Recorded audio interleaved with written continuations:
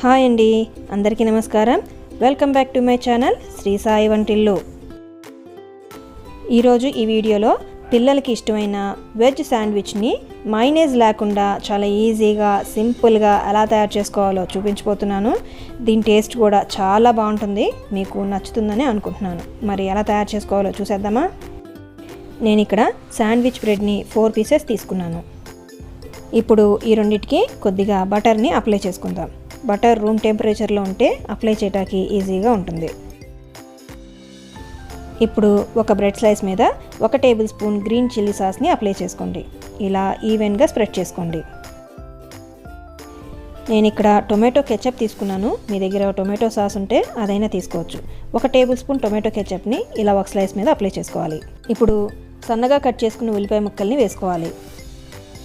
అలాగే సన్నగా తురుముకున్న క్యారెట్ని వేసుకోవాలి. తర్వాత సన్నగా కట్ చేసుకున్న క్యాప్సికమ్ ముక్కల్ని వేసుకోవాలి. అలాగే సన్నగా కట్ చేసుకున్న టొమాటో ముక్కల్ని వేసుకోవాలి. చివరిగా దీనిపైన ఒక చీజ్ స్లైస్ని పెట్టుకోవాలి. మీకు ఇంకొంచెం చీజీగా కావాలంటే ఇంకొక స్లైస్ పెట్టుకోవచ్చు. ఇప్పుడు ఈ సెకండ్ స్లైస్ని దీని మీద ఇలా పెట్టి కొంచెం లైట్గా ప్రెస్ చేసుకోవాలి. దీన్ని పక్కన ఉంచుకుందాం. ఇప్పుడు మరొక పేరు తయారు చేసుకుందాం. వీటికి కూడా కొద్దిగా బటర్ని అప్లై చేసుకోవాలి.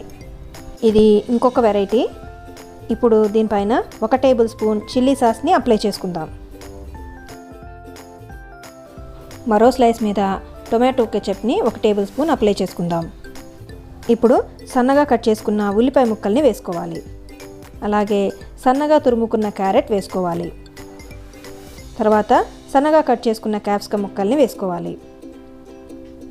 సన్నగా కట్ చేసుకున్న టొమాటో ముక్కల్ని వేసుకోవాలి. మీరు కావాలనుకుంటే కొద్దిగా పెప్పర్ పౌడర్ యాడ్ చేసుకోవచ్చు. ఇప్పుడు మోజరెల్లా చీజ్ని ఇలా గ్రేట్ చేసి వేసుకోవాలి. దీన్ని క్లోజ్ చేసుకుని ఇలా కొద్దిగా లైట్గా ప్రెస్ చేసుకోవాలి. ఇప్పుడు వీటిని రోస్ట్ చేసుకుందాం. స్టవ్ వెలిగించి ఒక ప్యాన్ పెట్టి దాంట్లోకి 1 టేబుల్ స్పూన్ బటర్ని వేసుకుని ఇలా స్ప్రెడ్ చేసుకోవాలి. బటర్ బదులు ఆయిల్ అయినా యూజ్ చేసుకోవచ్చు. ఇప్పుడు బ్రెడ్ పెట్టి మరొక 1/2 టీ స్పూన్ బటర్ని అప్లై చేసుకోవాలి. ఇలా అప్లై చేసుకున్నాక మూత పెట్టి లో ఫ్లేమ్లో 2 నిమిషాల పాటు రోస్ట్ చేసుకోవాలి. 2 నిమిషాల తర్వాత మూత తీసి దీన్ని జాగ్రత్తగా ఫ్లిప్ చేసుకోవాలి. ఇప్పుడు మరొక టీ స్పూన్ బటర్ని అప్లై చేసుకోవాలి. ఇలా అప్లై చేసుకున్నాక మూత పెట్టి లో ఫ్లేమ్లో మరొక 2 నిమిషాల పాటు రోస్ట్ చేసుకోవాలి. 2 నిమిషాల తర్వాత మూత తీసి దీన్ని మరొకసారి ఫ్లిప్ చేసుకుందాం. చూడండి, చక్కగా రోస్ట్ అయింది. ఇప్పుడు మూత పెట్టి మరొక నిమిషం పాటు రోస్ట్ చేసుకుందాం. ఇప్పుడు మూత తీసి చూద్దాం. ఇది చక్కగా 2 వైపులా రోస్ట్ అయిపోయిందండి. ఇప్పుడు దీన్ని ఒక సర్వింగ్ ప్లేట్లోకి ట్రాన్స్ఫర్ చేసుకుందాం. చీజ్ స్లైస్ శాండ్విచ్ రెడీ అయిపోయింది.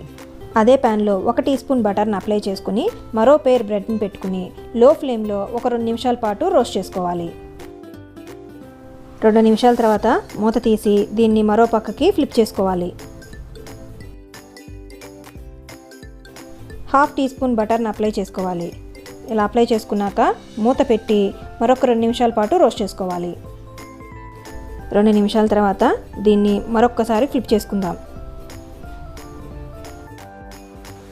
ఇప్పుడు మూత పెట్టి మరొక నిమిషం రోస్ట్ చేసుకోవాలి.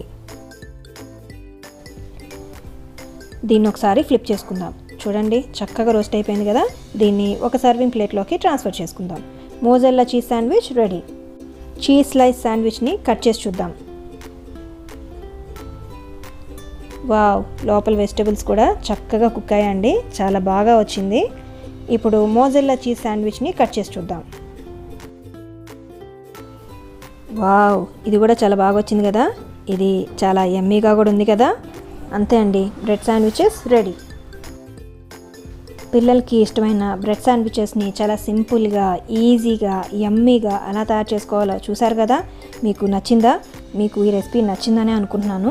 మరి మీకు కనుక ఈ రెసిపీ నచ్చినట్టయితే మీరు కూడా ట్రై చేయండి. ట్రై చేసి మీకు ఈ రెండిట్లో ఏది నచ్చిందో నాకు కామెంట్స్లో తప్పకుండా షేర్ చేయండి.